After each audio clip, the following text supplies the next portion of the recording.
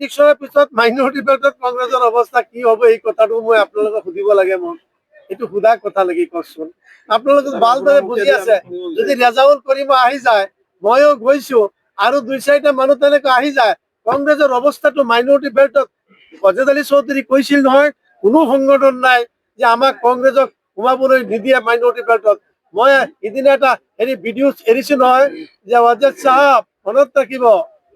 আমচুৱে যি সিদ্ধান্ত লয় আপোনালোকক নিদিব নিদিয়ে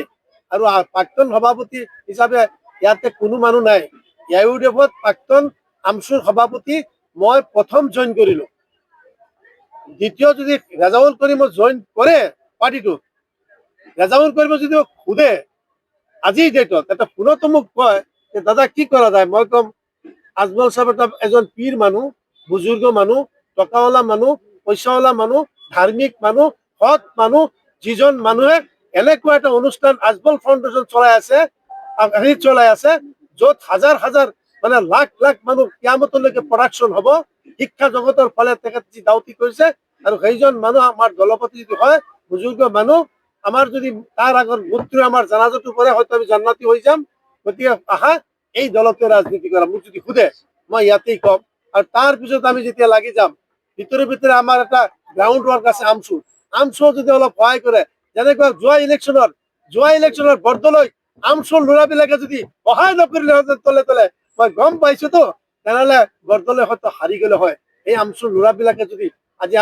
আমাৰ ডিঙৰ MLA সহায় কৰিলেহেঁতেন আৰু 1 লাখ ভোট বেছি পালে হয় গতিকে বৰদলৈ চাহাবকো আজি এই প্ৰেছ কনফাৰেন্সৰ জৰিয়তে সকীয়াই দিছো সাৱধান মুখেদি এনেকুৱা কথা নক'ব ক'ৰ পৰা আহিছে আপোনাৰ ঘৰ ক'ত এনেকৈ ইয়াত হৈছে মিয়া মুছলমানে আপোনাক ভোট নিদিলে আপোনাৰ নিচিনা মানুহ পাৰ্লামেণ্ট দুবাৰ যায় জিন্দগীত যাব নোৱাৰিব অহাবাৰ মই জীয়াই থাকিলে আপোনাক পাৰ্লামেণ্টত ইনশাল্লাহ যাব নিদিওঁ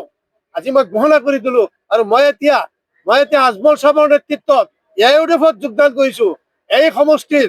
প্ৰত্যেকটো মানুহে এই পাৰ্লামেণ্ট চেগমেণ্ট প্ৰত্যেকটো হিন্দু মুছলমান মানুহে মোক চিনি পায় আৰু মই ৰাজনীতি জীৱনত হিন্দু মানুহৰ ভোট কম নাপাওঁ যোৱা ইলেকশ্যনত আপুনি কঠীয়াৰ তলব কৰক আৰু আমাৰ এই নগাঁও পাৰ্লামেণ্টত মই যদি উঠি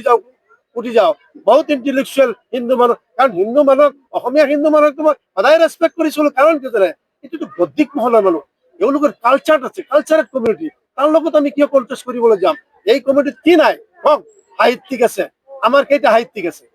এই সব ধৰণৰ মানুহ আছে শিক্ষা বিতৰণ আছে কেইটা জাৰ্নেলিষ্ট আমাৰ আছে অসমৰ মিয়া মুছলমানে বাহাদুৰি কৰি নহ'ব ন কেইজন জাৰ্নেলিষ্ট আছে কেইজন লিখক আছে কেইটা কিতাপ লিখিছে আজি অসমীয়া মানুহে কিতাপ লিখি লিখি বাগৰি গৈছে পঢ়া মানুহেই নাই